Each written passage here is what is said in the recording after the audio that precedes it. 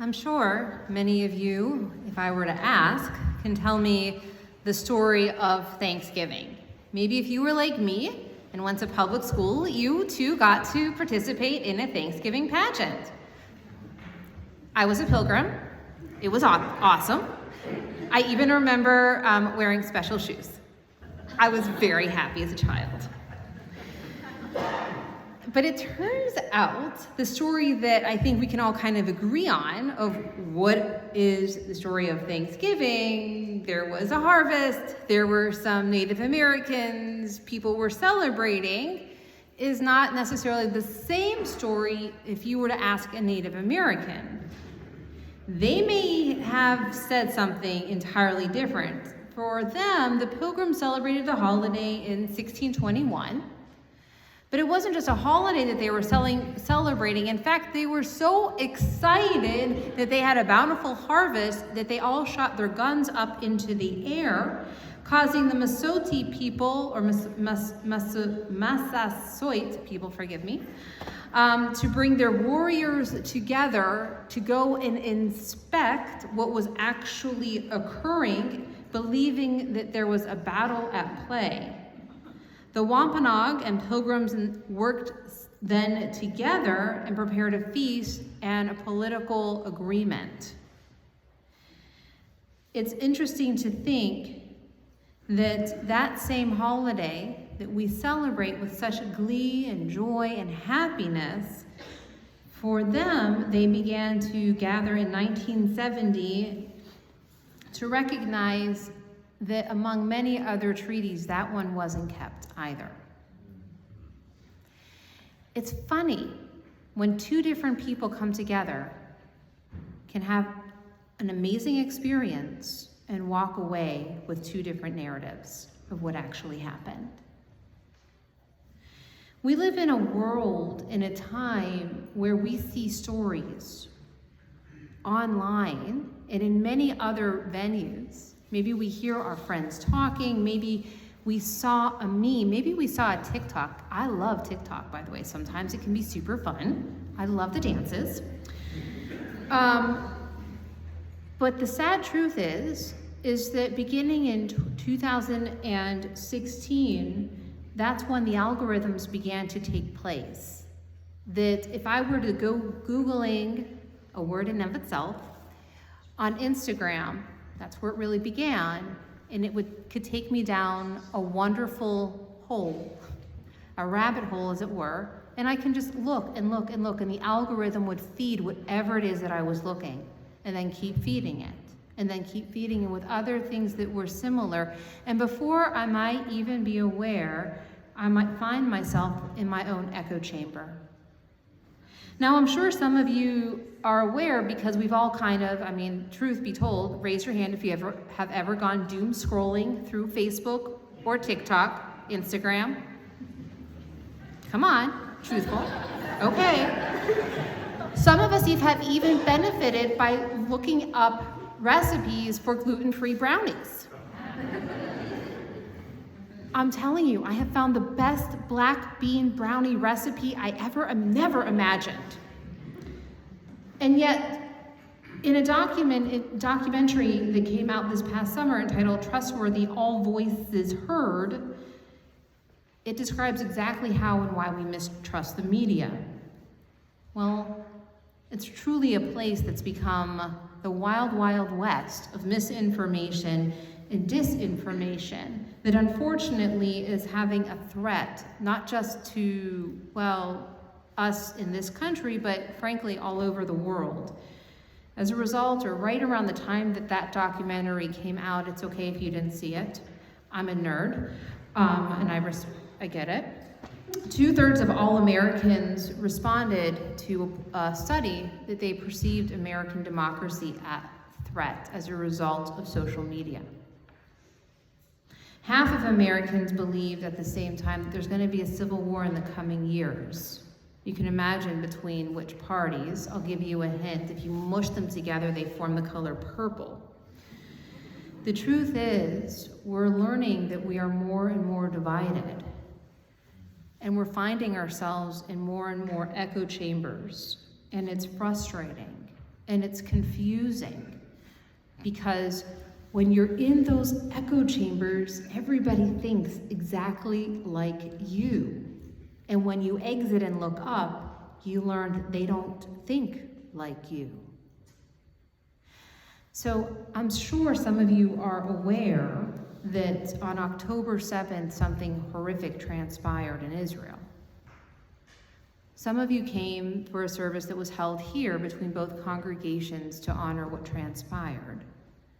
And I can only describe it as somebody who bore witness to the IDF's video just a week ago. A video that left me with nightmares for 3 days about the horrors that human beings can actually do to each other. Things that I didn't even imagine humanly possible to do to another human being was committed that day.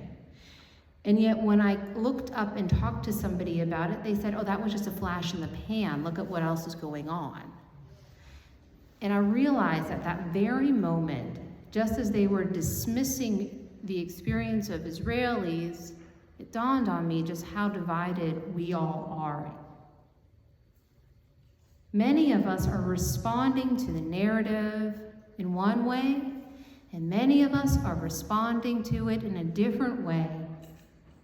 And we're forgetting that we're still one people, all made in the image of God. The rainbow of humanity we have forgotten. There's a story in the Bible, some of you may be familiar with it, about the Tower of Babel. You recall there was a time when we all spoke the same language. We all got along.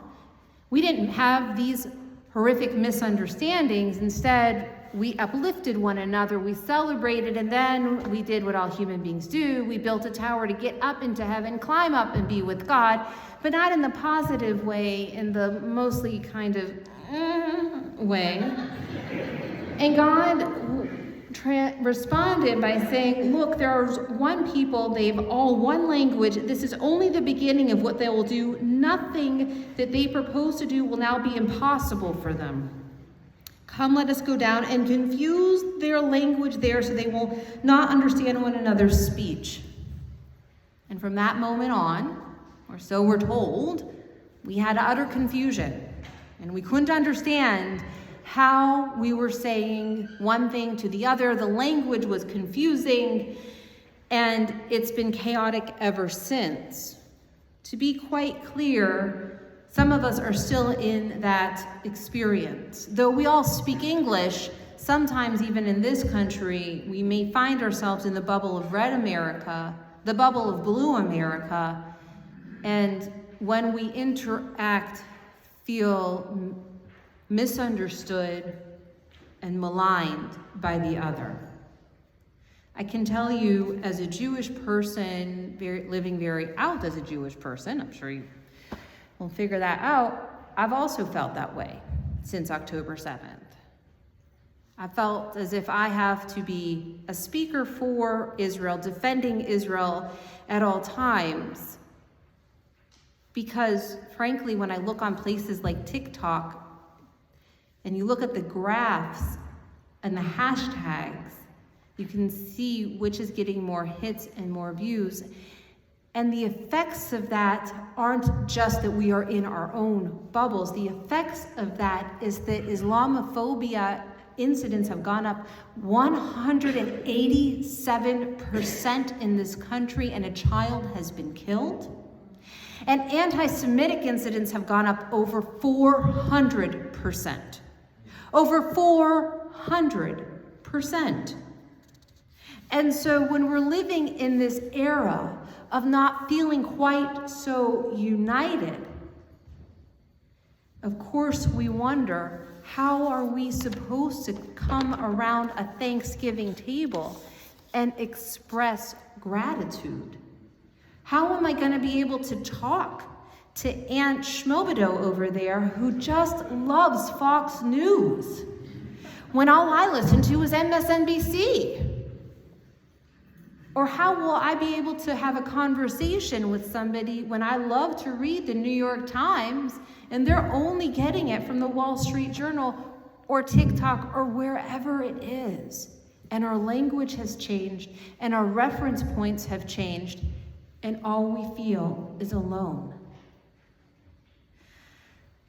I'll share with you a metaphor that I've meditated on time and time again. I can't claim it as my own. A Buddhist monk is where I learned it from. Thich Nhat Hanh was his name.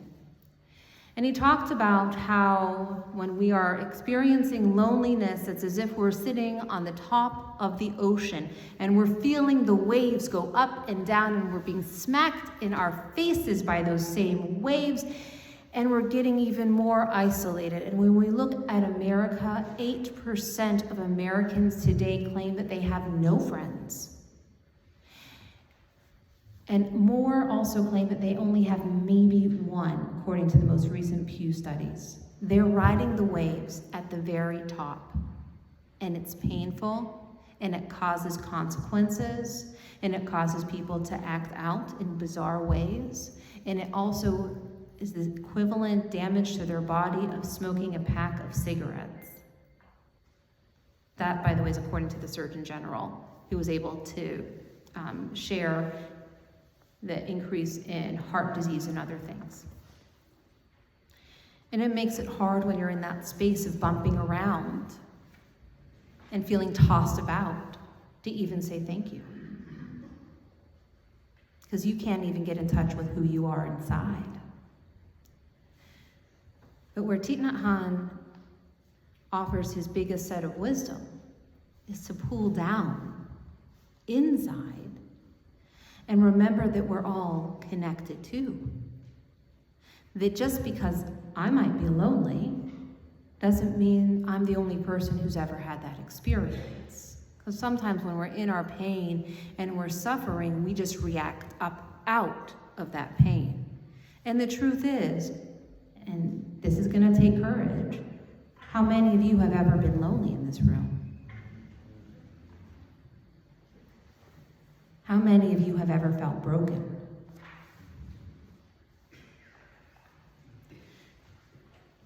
You're not alone. Did you see? There's others who have also felt that way. What a gift it is to realize that when you get down and you feel the ocean, you can see the fish, you can see other things, and you can see that there's people who are, well, actually living life like you. But it takes time to get there, to be able to say, as our psalmist wrote, that Reverend Raymond Robinson so lovingly read, to be able to, from that spot, to then raise a shout for the Lord in praise. It's hard. It's painful. And that's where spiritual practice and the value of community come in. Because I will say this summer, after what happened to my community that evening, and I will thank Ted and Sarah for coming, I was scared that night. And I don't normally get scared. But I wasn't sure who those people were. And I certainly wasn't sure what their intentions were. Today, I know they're professional haters and they do all sorts of stuff to raise money for themselves, and it's just other level of bizarre weirdness and truly sadness. But at the time, I didn't know. And friends came over, thank you, and we had a unity service in response, and I wasn't scared anymore. And you know what? I didn't feel alone anymore either. What a powerful thing it is to come together, to remember the fact that it's not that life will prevent us from suffering. It's not that life will be in a way that we're not alone. But maybe we need to, when we have those thoughts, reach out to somebody and do something kind. Because in doing so, we can kind of slowly break out of our little bubbles, do something positive for somebody else, and actually remember that we're not alone. And then, because we're doing things for others, and we're really not alone, we can shout, Thank you.